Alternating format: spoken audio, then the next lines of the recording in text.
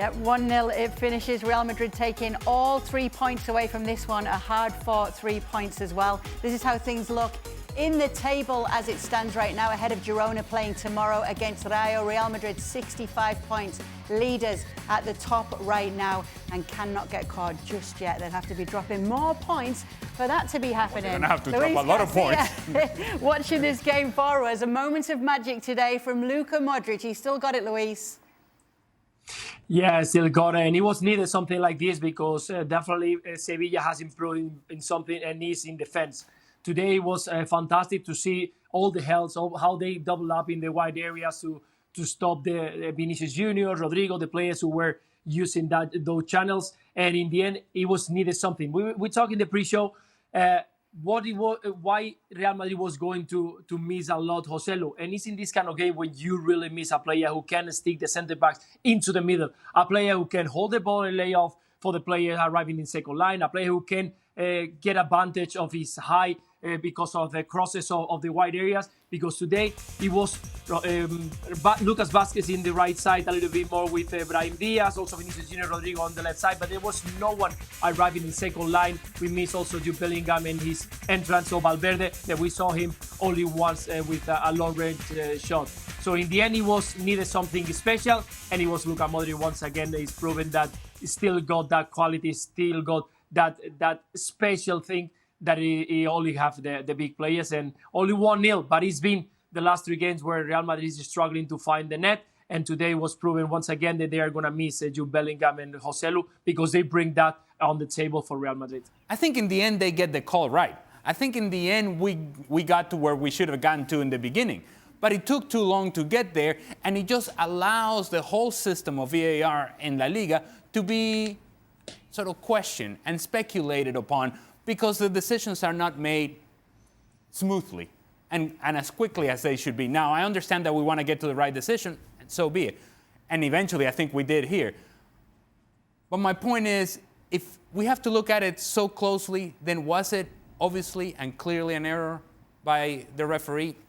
I guess the answer is not. And so when do we trust the referees to make those decisions, and when does VAR take over? That's the balance that we got to get right. And it's not just a La Liga problem. This is a problem across VAR, seemingly across all the leagues. The big question to this, though, is with Real Madrid involved, and we've sat here and had these discussions. If you've heard the complaints from so many other clubs in Spain, that Real Madrid and Barcelona seem to get the benefit of more than just their fair share of these decisions.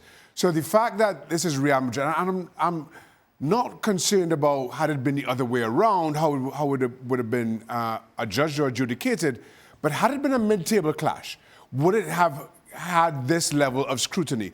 And is that the place we now find ourselves in terms of how, especially games with Real Madrid, Barcelona, to a lesser extent Atletico Madrid, how are they managed from a refereeing perspective in comparison to all the other games in Spanish football?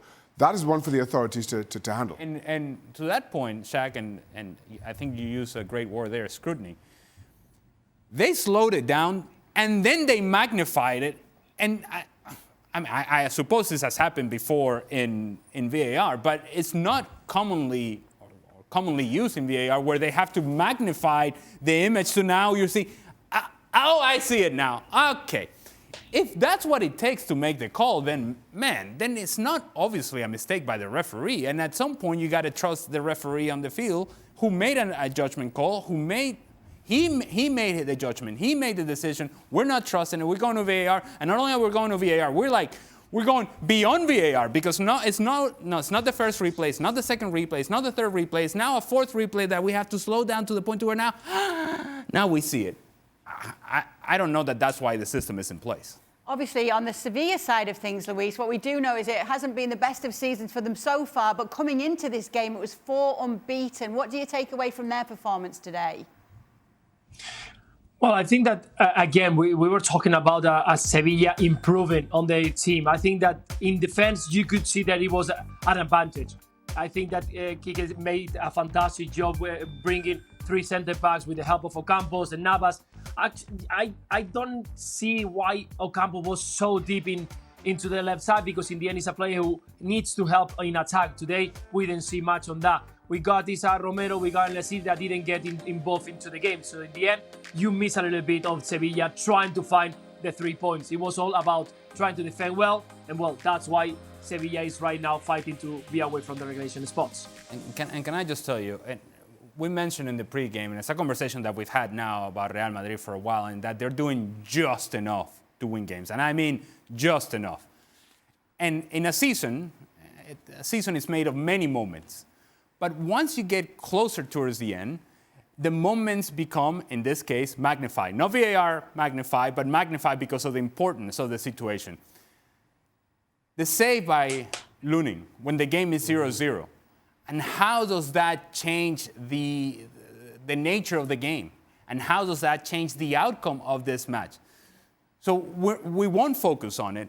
But Lunin makes a save, keeps the game 0-0, and you still feel like at some point Real Madrid is going to do something. So there are two moments in this game. The save by Lunin and the moment of brilliance by Luka Modric coming off the bench. And that defines the game and decides the game for Real Madrid. And that's all it takes for Real Madrid. But again, it's confirmation of something we have been saying. They're doing just enough. And just enough equals 3 points. 3 points equal, we're not talking about, oh, Barcelona are catching up. We're not having this conversation. We're not having this talk about pressure. We're not talking about the players that are missing. We're talking about Real Madrid continuing to dominate La Liga.